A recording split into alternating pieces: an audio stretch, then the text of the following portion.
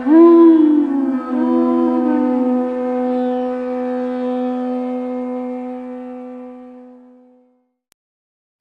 Namo Bhagavate Vasudevaya. Om Namo Bhagavate Vasudevaya. Om Namo Bhagavate Vasudevaya.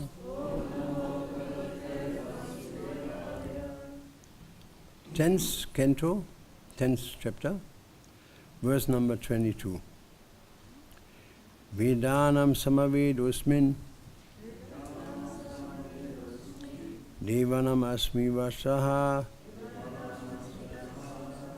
Indriyanam manastrasmi Uttanam asmi chetana. Of the Vedas, I am the Samaveda. Of the demigods, I am Indra, the king of heaven. Of the senses, I am the mind. And in living beings, I am the living force, consciousness. Purport by Srila Prabhupada. The difference between matter and spirit is that matter has no consciousness like the living entity, therefore this consciousness is supreme and eternal. Consciousness cannot be produced by a combination of matter. Rudranam Shankara Sasmin. Next verse.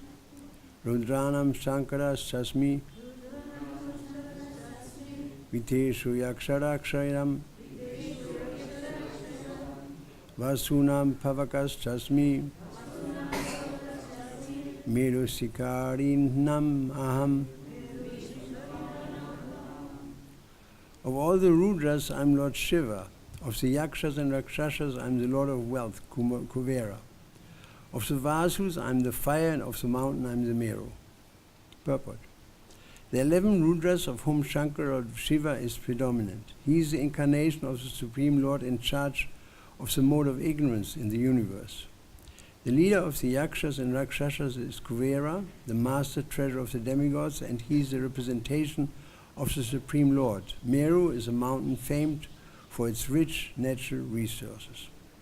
Omagyantimidandasya gananjana shalakaya chakshul amritam yena tasmai Sri Gurave Namaha. Sri Chaitanya Manovistam Sapitam Mina Bhutale Swayam Rupaka Ramayam Darati Swaparantikam. Sri Krishna Chaitanya Prabhu Nityananda Sri Advaita Gadadha Sri Vasili Go Bhaktivinoda. Hare Krishna, Krishna Krishna.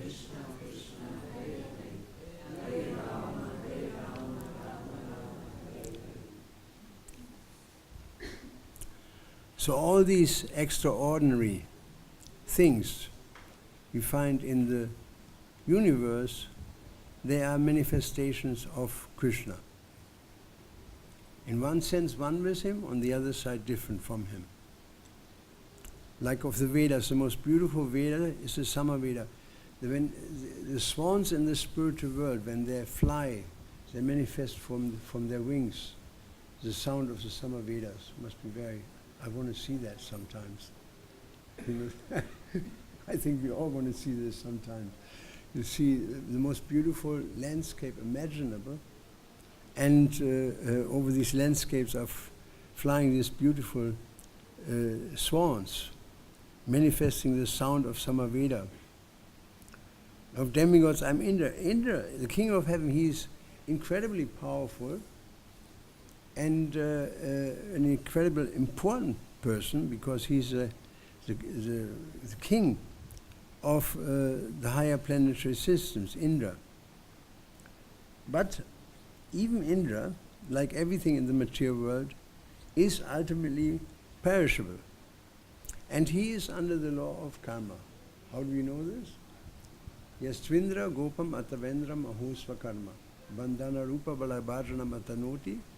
Karmadi Nirdahatu Kintu Chabhakti Bhajam Govindam Aripurusha. From Indra down to the insignificant ant, everyone is under the influence of the law of karma.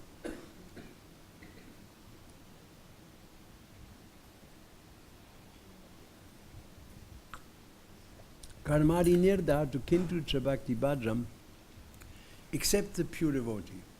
The pure devotee is not under the law of karma. Srila Prabhupada he suffered considerably. But it is clearly understood that that was not his karma. He didn't suffer his karma. There is one verse in Srimad Bhagavatam, Tapyanti Loka Tapena, that verse, that great personalities they suffer on behalf of their followers. This is considered to be the highest worship of the Supreme Personality of Godhead. And so Prahlad suffered very much so. Haridas Thakur suffered very much so. And Srila Prabhupada also. I saw myself, I was shocked, when I came here in 1977, in the last days of Srila Prabhupada, how emaciated he was, how his body was hardly there. I mean, his feet were very swollen in his legs. I massaged his feet a couple of times in these last 3 weeks, but would push, it was turned white and then red immediately, because he had kidney problems. Ultimately, Srila Prabhupada died of kidney failure. When he came to London in the spring, in May I think it was, we all went to London to see him.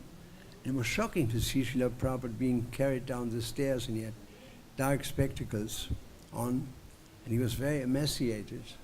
They brought him from upstairs from his room down to the Vyasasan. And then at one stage he had, all of a sudden there was an emergency. And Srila Prabhupada had to be brought to the hospital. And they undertook an emergency because he couldn't pass urine. And so they had to perform an emergency operation. And at that time the doctor told him, Indian doctor, he told him, Swamiji, you must go on dialysis 2 times a week. He said, otherwise, why dialysis? Because kidney failure. The kidneys don't function, malfunction of kidneys. And Prabhupada said, and then he said, well, if you don't, you will not survive the winter. You will not. And so I saw this very practical, that his feet were very swollen like balloons. You know, they were very, very soft, very beautiful to massage, of course, but they were very blown up. And there's this kidney failure, and when the kidney, when the water is rising up to the heart, that's it. This is how people die of kidney failure. So this is a clear understanding why Prabhupada left his body. There are rumors that I don't want to repeat, but it doesn't make sense, because nobody kills a person who's dying. What is the point? To put it bluntly. Prabhupada was dying, you know, so why putting him to death? This is a crazy idea. It's no motive. Doesn't make sense at all. And it was very clear, since we are at this subject, that I was in the room when Prabhupada said, I think I've been poisoned. I was in shock when I heard that. And then I asked Adridharana Prabhu, he was at that time with ISKCON. He's not anymore with ISKCON, but he sticks to a story that he got from Calcutta this Ramanuja doctor that Prabhupada saw in a dream. And the Ramanuja doctor prescribed for Srila Prabhupada Makradvaj, which is an Ayurvedic medicine which has some traces of arsenic acid in it. And he gave Prabhupada the medicine, and right after that, hours later, Prabhupada said, I think I've been poisoned. And so Adridhara Prabhu, he went to his doctor and said, you know, Prabhupada just said he has been poisoned. He said, let me check. And he went down, and he said, yes. He said, the medicine is not manufactured properly. We have to take him off that medicine. It's not well done. It was done, in, I think, in Mathura. I think by Lokanath Swami organized it. And so they took him off that medicine, and then after that, Prabhupada never complained again about it. To me, it's as clear as anything what happened there. You know, it's very clear. Besides the motive, I mean, Prabhupada was leaving his body. That's why we all came to India, because Prabhupada was leaving the body. So what is the argument? What is the motive? When your mother dies, why you want to poison her? She's going. Right? It's very simple. Think about it. So much hullabaloo about this theory, that people have been ranting and raving about. But it's very simple. Prabhupada left his body because of kidney failure. And he suffered. He's the Ayurvedic doctor, that doctor from Calcutta, that he said that nobody of us will be able to bear the pain that Prabhupada was bearing in his last days. So these are the reactions of his disciples. Obviously, Prabhupada, whenever he took initiation or gave initiations, after that he always would become sick. And he mentioned it a couple of times. And it says even in Hari Bhakti Vilas, there's one verse, 177, Hari Vilas, first chapter, 77 verse, it says that just like a king is getting the reactions, and the husband is getting the reactions of the wife, in the same way the spiritual master accepts the sinful reactions of his disciples. It's clearly mentioned already there. And so Jesus is another case. He was a pure devotee, and he suffered unimaginable pain. And this was obviously the reactions. And there's another case that Vasudeva Datta, he told Lord Chaitanya, I want to suffer the sins of the whole universe. So the idea that somebody suffers on behalf of somebody is not at all outlandish. It's in Chaitanya Charitamrita. And Lord Chaitanya said, that's not necessary. He said, just by my will, everybody can go home. So the idea that in Christianity, unless Jesus died, we cannot be saved, that is not accurate. Because any king can release his prisoners by his sweet will. He doesn't have to sacrifice his own son. There's no such a thing. The king wants to give amnesty, let everybody go home, he can do this. He doesn't have to say, well, somebody says, you can't do that, you have to suffer. Somebody has to suffer, you have to send somebody. Okay, let my son be killed. This makes no sense. This is the product of Christian myth-making. Myth-making. You see, myth-making, when myths are generated. It's theology, it's not history. That's theology. That's the explanation of a gradually evolving Christianity, which has nothing to do. People say Jesus was God in Christianity, but he never said so. He never said so. Somebody told him, Master, you are good. And he said, good is God alone. This is one indication. The other thing, at the cross he said, my God, why you have forsaken me? So he's talking about God as somebody else but himself. Obviously, there's so many examples, and Prabhupada made it very clear at various places that Jesus was a Shakti-Avisha avatar. Shakti-Avisha avatar, he came from the spiritual world. As he said, I came from heaven to do the will of my Father.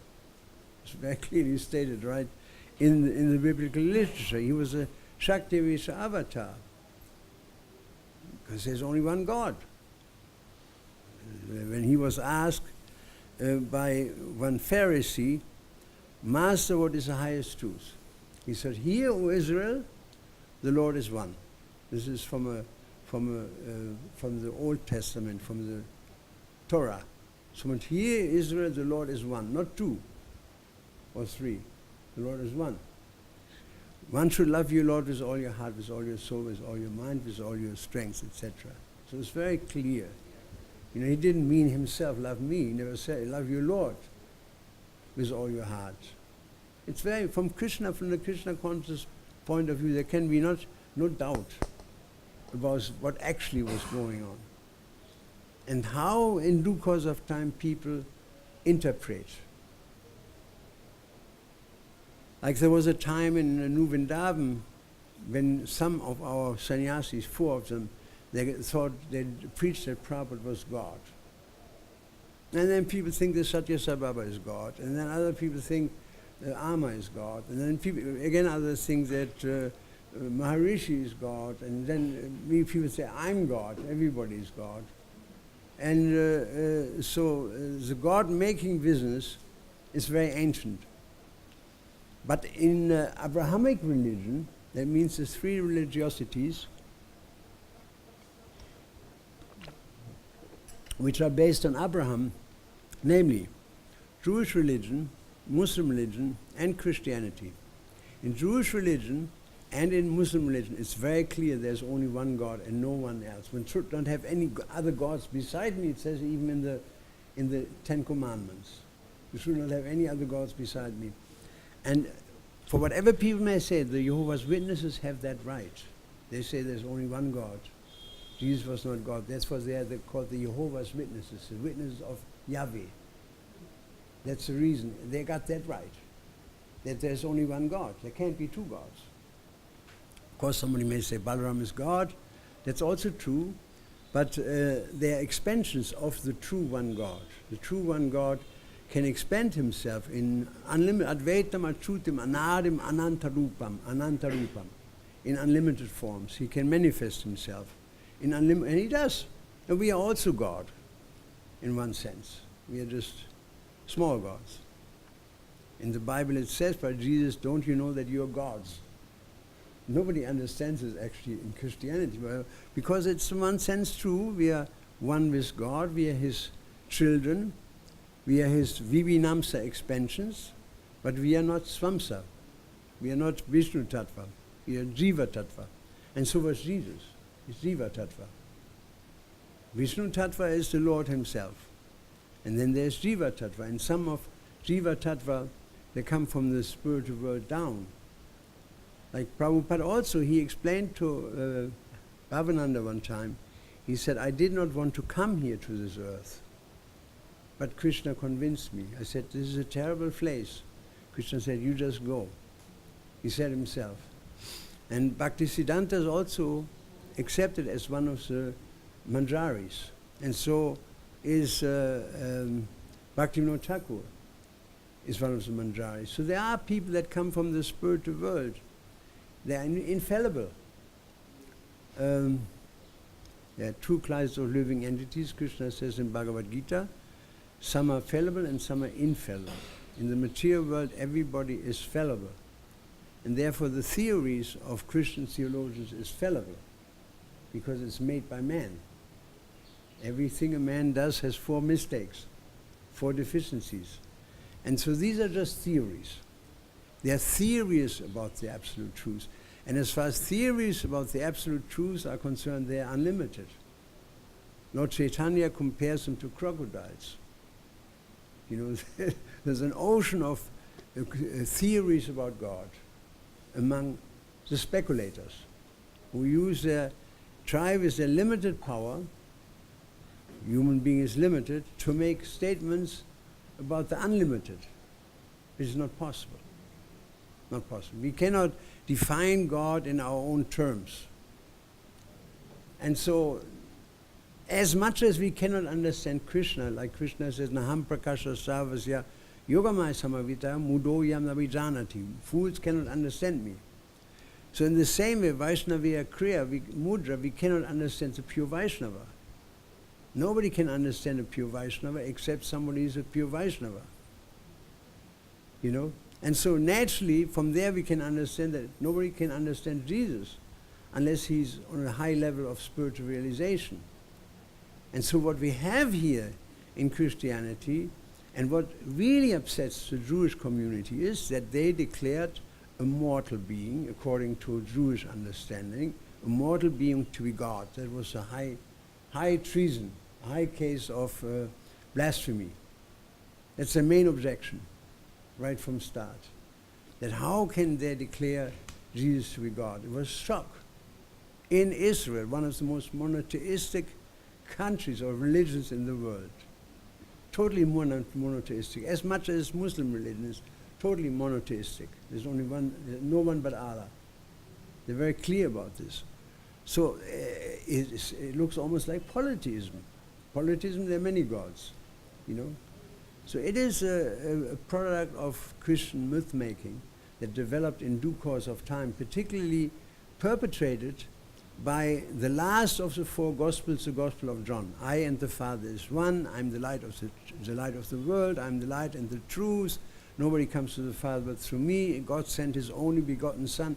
All these things come out of the Gospel of John, which was written in the 2nd century, about 110, 115, 120.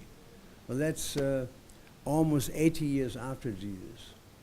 You shouldn't be surprised when people write 80 years after Prabhupada. You know, and try to understand the people who are with him, the actual associates of him. Nobody was able to write or read except Judas and Matthew, the tax collector. The tax collector, he sits at the border. He became a disciple of Jesus. He has to know how to read and write. So he was literate. And then Judas was literate because he was a scribe. But the rest of them, they didn't even know how to read and write. You know, now you go to, say, where are we here? We are in India. Okay, you go to Bombay, you're down there to the beach where the fishers are. And you preach to them transcendental knowledge. Good luck. They can't understand anything. Although in India everybody understands I'm not the body, I'm the soul. But these are very simple people he worked with. And so they had simple ideas. And so the idea came up that Jesus was God. Where did it come up? Does somebody know where it came up? First time? Who uttered it the first? His disciple Thomas. He didn't believe that Jesus was back to life. The doubting Thomas. And Jesus came into the room that was locked. The chamber was locked. They were all in anxiety. He walked through the wall and said, now put your fingers into my wounds. And then he felt, when he heard that, he fell to the ground and said, my God, my Master and my God. That was the how do you say, the Big Bang. And from there everything started. Then Paul took it up, the subject, and he elaborated. And he used verses which are in Jewish religion exclusively reserved for the worship of Yahweh, of the worship of Supreme Lord. And he turned them around, coining them in terms of Jesus, of Nazareth. And that was no wonder that there was such a conflict right in the first generation of Jewish religion and Christian religion, not Jewish religion, but Christian religion, because the claims were so outrageous in the mind of Jewish people. So the truth is that there's only one God. There can't be two gods. But God, we have this nice philosophy in Krishna consciousness. We can understand that same God may expand, does expand himself in so many different forms. But they're all one. They're not two. And everybody outside of the Vishnu Tattva, he is Jiva Tattva. He may be a great soul, like Srila Prabhupada, or Jesus, or Haridas Thakur, or Prahlad Maharaj, or you name it, Bali Maharaj, but they are not Vishnu Tattva, they are Jiva Tattva. Narada Muni also is Jiva Tattva. There's only Vishnu Tattva and Jiva Tattva. And so Jesus was Jiva Tattva. And it is not that he came to earth and then he had to achieve godhood. Prabhupada clearly said in a discussion with, in Boston Temple, in a discussion with Bhaktadas.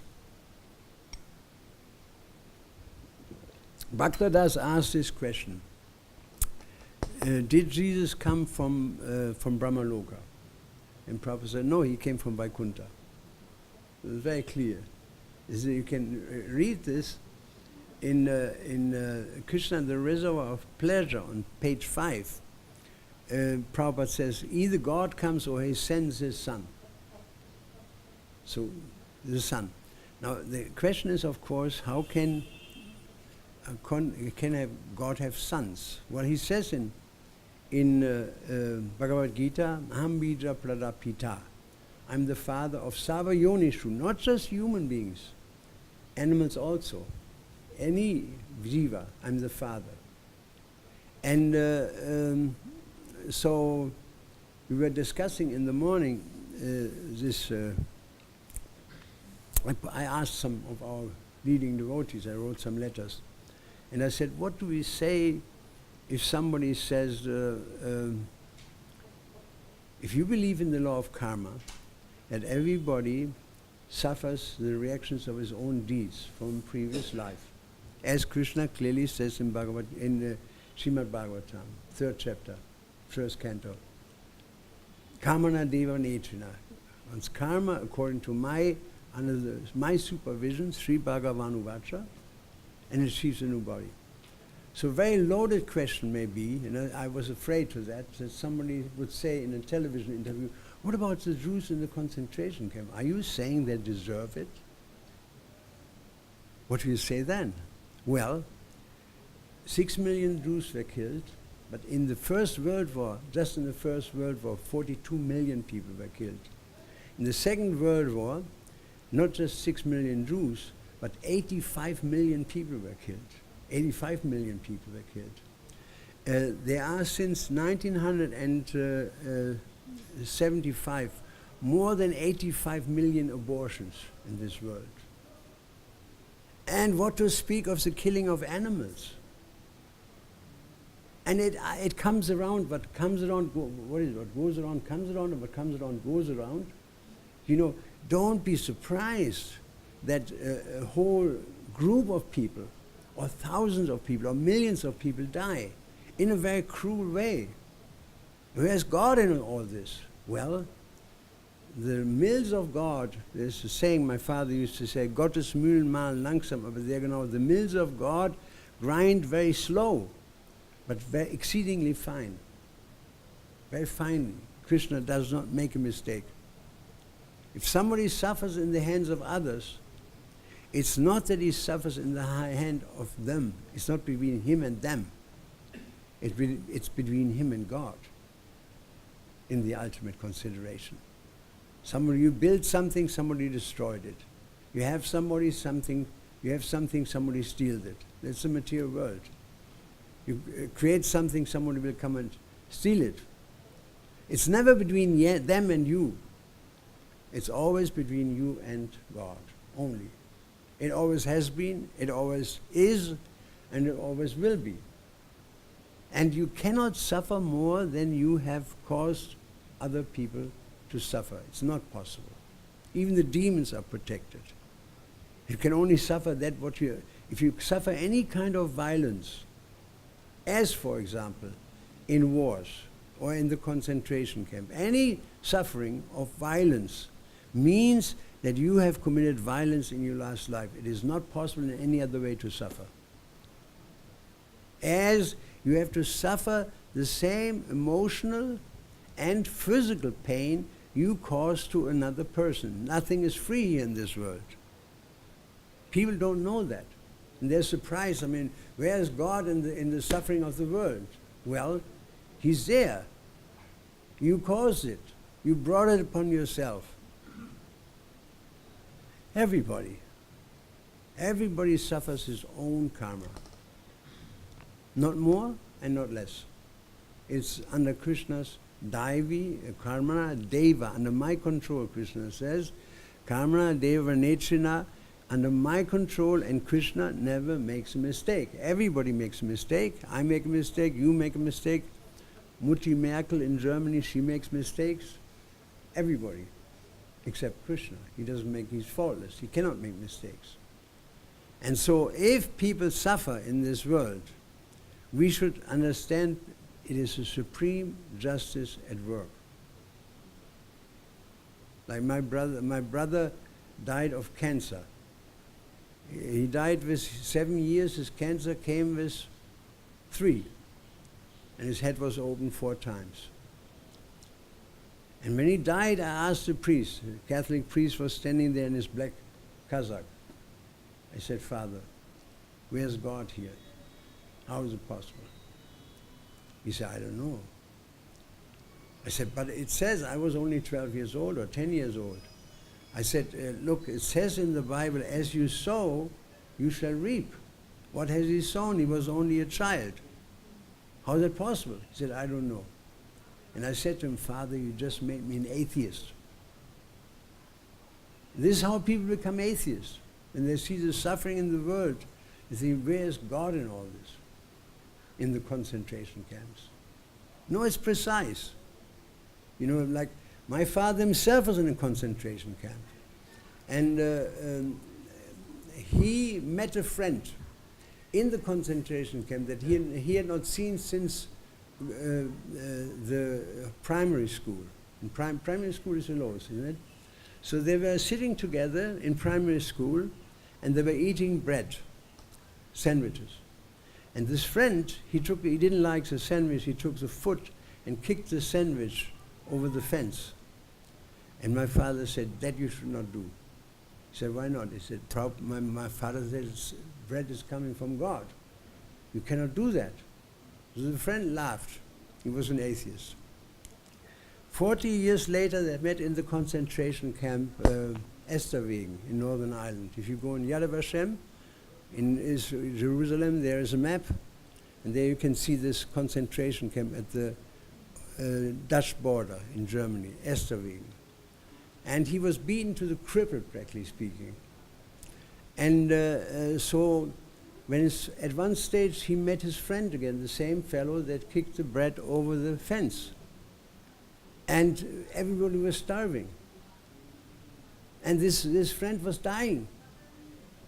So when he was dying, the doctor came in the makeshift hospital. And he leaned on his bed and he said, one slice of bread would have saved this man. And he went, do you remember?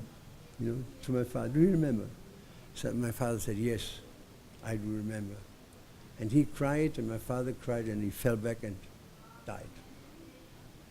Because the law of God is very precise. Very precise. If it looks cruel to us, well, look at the cruel things you did. All the cruel deeds will follow you for years. An unremembered seed. It's a seed, you don't remember the seed, which will grow into tears. You don't remember. Why is that? So we should understand when Prabhupada said when disease comes or when distress comes, distress is another form of God, actually. It's another form of God. God comes in this form to us. And sooner or later, the older we get, God is going to knock at our door. It's just a matter of time. And we all, in 20 years' time, hardly anybody of us, well, you, me, but materially we will be gone. There's no doubt about it. We will be gone. Prabhupada left his body, was 81 years old, I think. My body is now 73, so I'm in line. And, 72. huh? Mine's 72. Yeah, 72. Yeah, we're in line. We're in death row. And it's just a matter of time till we get picked up and we're going to die. Fortunately enough, we got Krishna consciousness. Fortunately enough, Prabhupada picked us up from this difficulty. The other day I said in class that we were translating Bhagavad-Gita into German language. In 1973, it was Satchidananda Swami and Bhakti Gauravani Maharaj and myself. And so in one of the purports, there's this famous verse that one who is chanting the holy name of Krishna, he has taken bath in all the holy rivers of India, and he has seen all the holy places of pilgrimage. So I asked Prabhupada in Paris, I said, Srila Prabhupada on the morning walk, is it true, I'm translating this verse, the Bhagavad-Gita, and there's this verse from Bhagavatam, one starts with Ahobata, etc. Is it true that according to that verse, I have been in India in my last life? I had an Indian body. And Prabhupada was amused when I said that he is this little German guy, thinks that he has been born in India in his last life. So he laughed for a moment. And he said, he said, maybe true. We don't know. He said, but one thing you should always remember and never forget, and that is, I have created you good fortune. And I will never forget that, because that's actually a fact. That Prabhupada, he created our good fortune. That's why we are sitting here. One man's piety, brings all these people together. And you go into the temple and you see in the evening all these people. They're all a product of Srila Prabhupada's tremendous piety. Hare Krishna movement is all over the world. Or more than 1,000 temples by now. It's all Prabhupada's energy, basically speaking. One person who did fulfilled Krishna's desires. As it says in the Bible, your will be done. As in heaven, so on earth. In the spiritual world, everyone is doing Krishna's will. Nobody has his own ideas. Everybody tries to satisfy Krishna. Nobody tries to satisfy himself. But people enjoy 1,000,000 times more happiness as possible on this planet, Earth, because their happiness comes from giving Krishna happiness. When you feed the root of the tree, then all the branches, the twigs, and all the leaves and everything become nourished. So here in this material world, everybody wants to satisfy himself. And that's, if you want to do that, then Krishna says, all right, you can satisfy yourself till it comes out of your ears. Go to the material world. And here we are, as long as we try to satisfy ourselves. And when we give up this mentality of enjoying, trying to be the enjoyer rather than Prakriti, the enjoyed, then we have to go to the material world.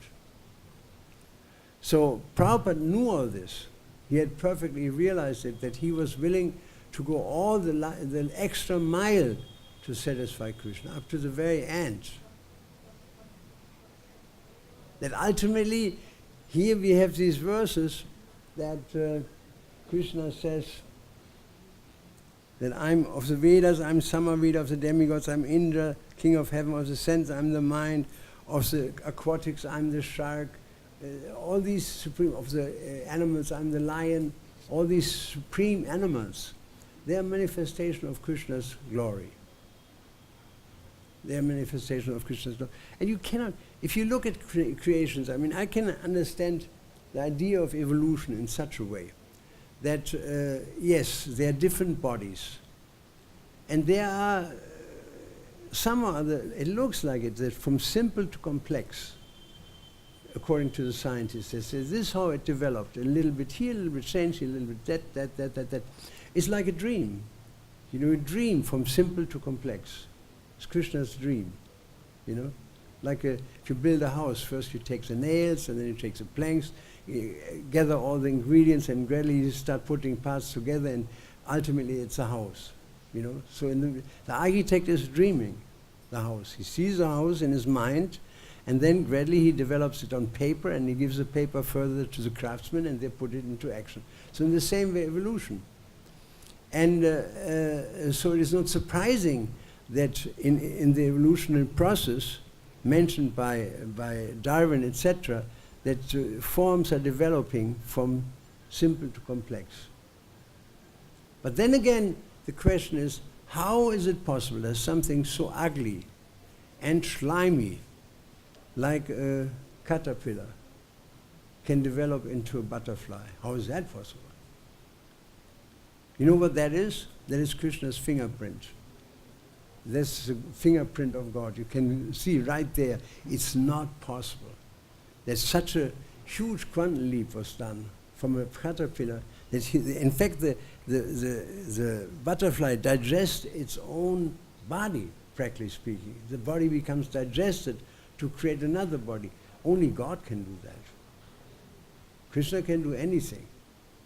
Only God can do that. Nobody else.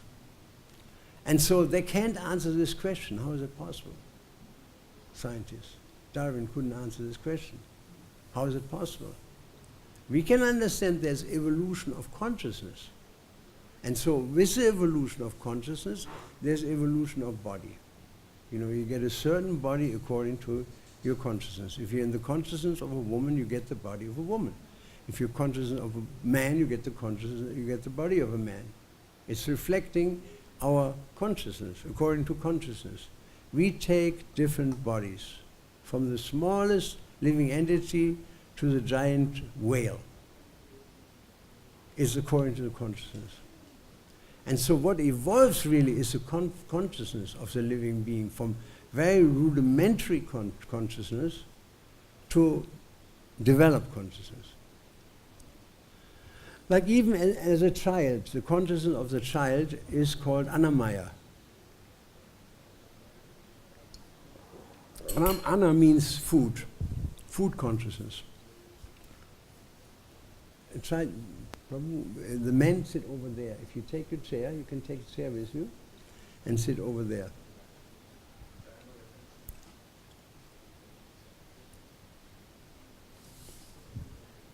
So Annamaya. Then the child develops consciousness of self. And very through ahamameti.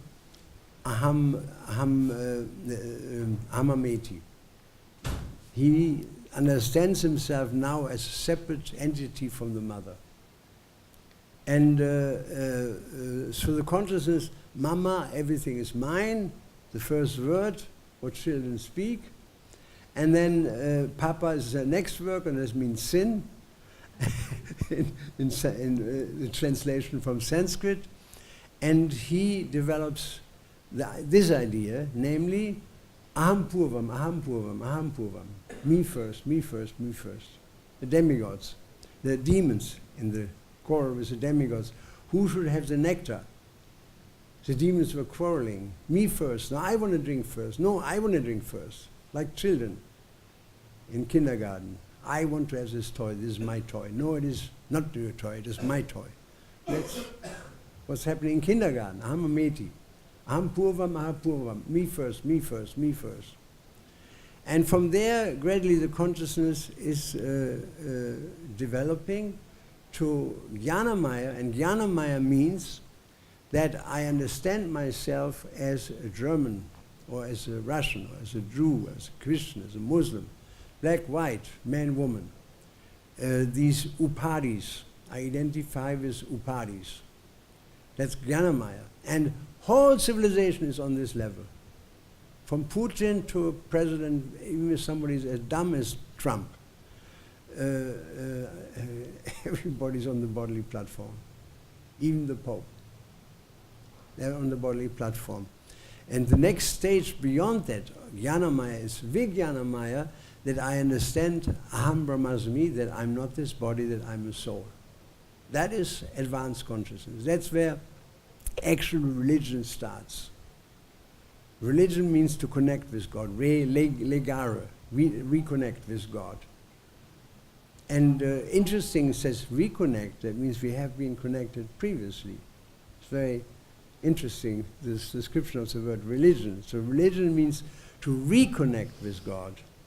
And that's only possible on the platform of Vijnanamaya, that I understand I'm a soul, and I'm a child of God.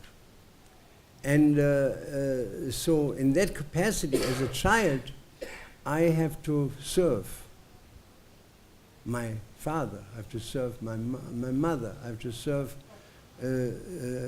everything except myself. That's why it says you love God with all your heart, with all your soul, and then the next, and the neighbor is yourself. First God, then the others, and then yourself, basically speaking. So we have to understand this then, that in Bhagavad-Gita, Krishna actually explains who he is. It's blank. I mean, we distributed millions of this Bhagavad-Gita, but people don't get it. They don't read it. They don't read that Krishna here is a person who says, I'm the source of everything, the whole creation rests upon me. One who knows this, worships me with all his heart. So most people don't know that. If you say, who is God? They say, I don't. No. You don't know who God is? No? Okay, he is God, Krishna. And you say, no, that's not God. It doesn't make sense. If you don't know what God is, and I show you Krishna, how can you say that's not God? I thought you don't know what God is. It's very simple. So the world is full of people, religious people, who say Krishna is not God. But what is God? Christianity takes Jesus to be God.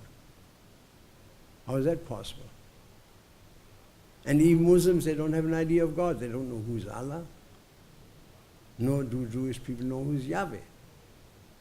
In the desert, Moses came and he saw a burning bush. And he had never seen a burning bush in the desert. If you go to Sinai Peninsula, there's one monastery, beautiful monastery, St. Catherine. The walls are really high. The walls around it is a square. The walls are, like a three-story house, really high wall, like a fortification. And a very small entrance. This could be well defended. It's in the middle of Sinai Peninsula. And in the garden, there is the descendants of that burning bush are there. Many Russians go there. And so he saw the burning bush and he came closer and a voice spoke from the bush and said, "Fall on your face.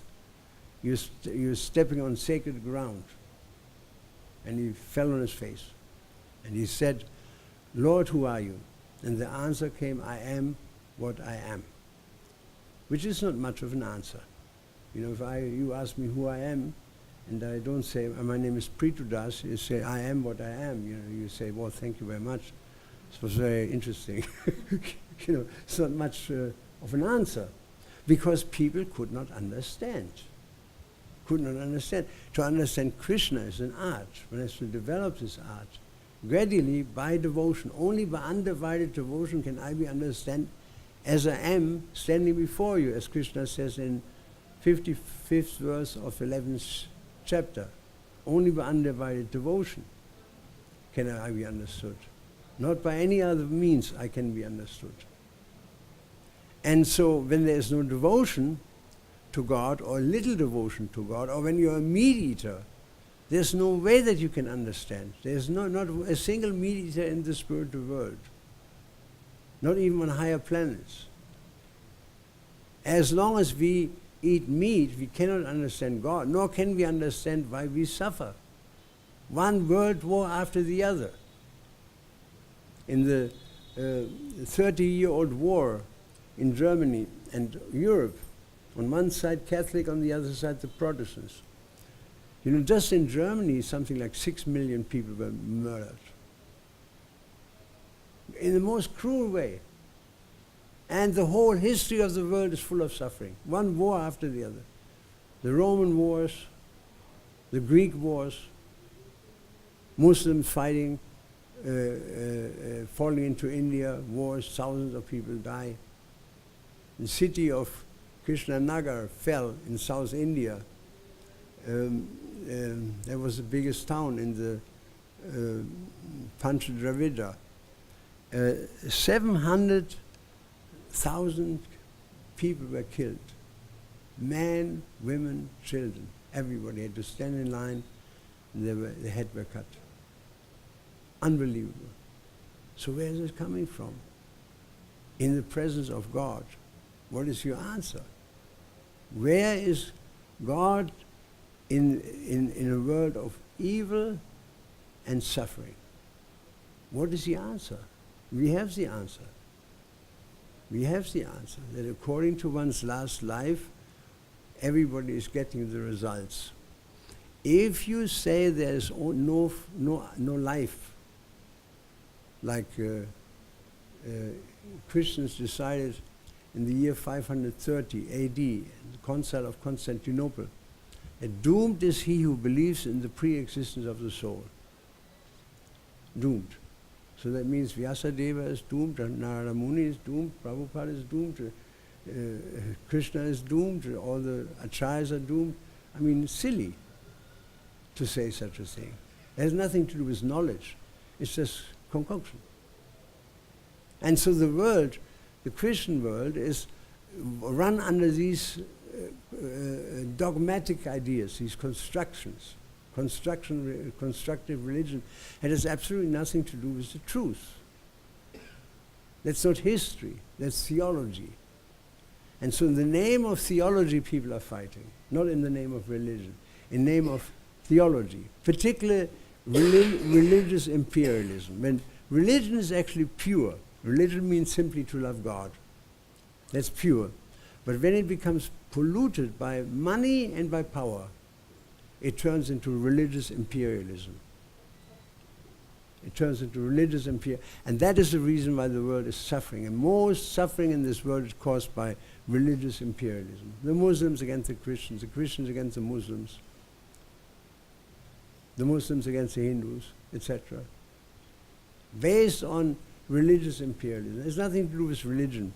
Is religion deteriorated under the, just like when you cook milk and you put the citric acid in it, you have the whey on one side and you have the paneer on the other side. So in the same way, as soon as pure religion is influenced by money and power, it deteriorates. And you end up with religious imperialism. The whole world history is full of suffering because of religious imperialism. Wrongly understood spirituality. Wrongly misunderstood spirituality. That's what it is. And this is what causes so much friction in this world. And not only is there one Jesus, there are hundreds of Jesuses. Everybody has his own Jesus, basically speaking. There are thousands of different religious groups within Christianity, Muslim religion as well, Shiites and what are the other people called? Shiites and Sunnis. Same war. A huge war between Iraq and Iran. 20 million people died on this disagreement. They all believe in Allah, but they have different interpretations of Allah. So this is how the world of religion is going on, because there is no clear understanding. How can there be understanding? Krishna himself says, Sakalaneha Mahata Yoganashta Parantapa. When the disciplic succession is broken, the knowledge is lost. When the disciplic succession is broken, the knowledge is lost. That's what Krishna says. And so, in the absence of knowledge, if you don't know, then you have to concoct. You have no other way. If you don't know, you have to start. You hear some noise at night, and you start concocting. Oh, this must be a baby crying. Somebody else said, no, it's a cat. It's a cat howling. Next morning you see where the noise comes from. It comes from one tree rubbing against the other tree. You know, it's just your interpretation was it was a cat or it was a baby. It has nothing to do with reality. So the tendency of human beings is always to concoct. You know, and particularly in the world of religion. Therefore you find so many different types of religion that don't agree with each other, because they're not based on parampara. You know, one should learn the truth by approaching a spiritual master, render service to him. The self-realized soul can give you knowledge because he has seen the truth. It's as simple. This is how we get knowledge from Shabda Brahma.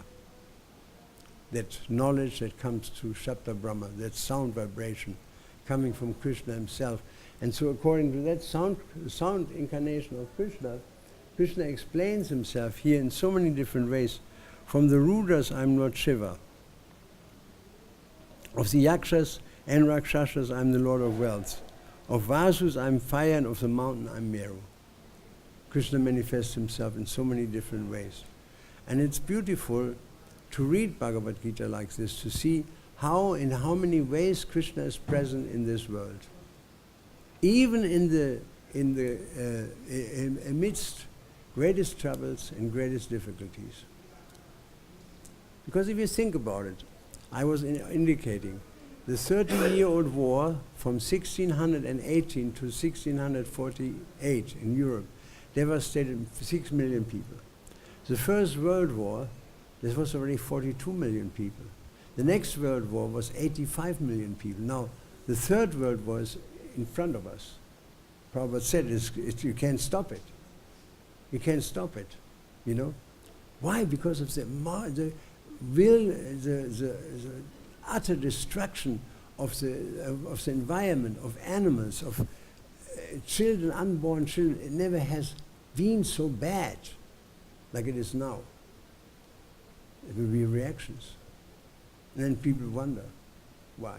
Where's God in all this? Well, as you sow, you shall reap. So we have this understanding in Krishna consciousness that Krishna explains himself in so many different ways. That I'm the source of everything, the whole creation rests upon me.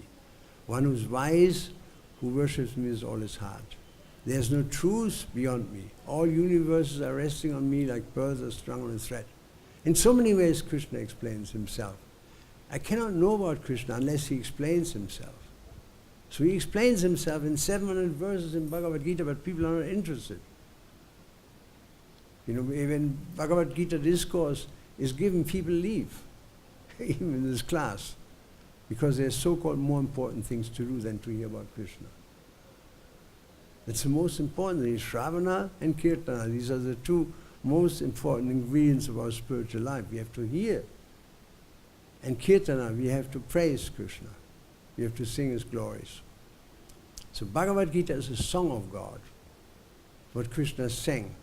And it's made for everybody, for the whole world, this book. So Krishna is revealing himself to the whole world in the pages of Bhagavad Gita. Okay, thank you very much. Do you have any questions?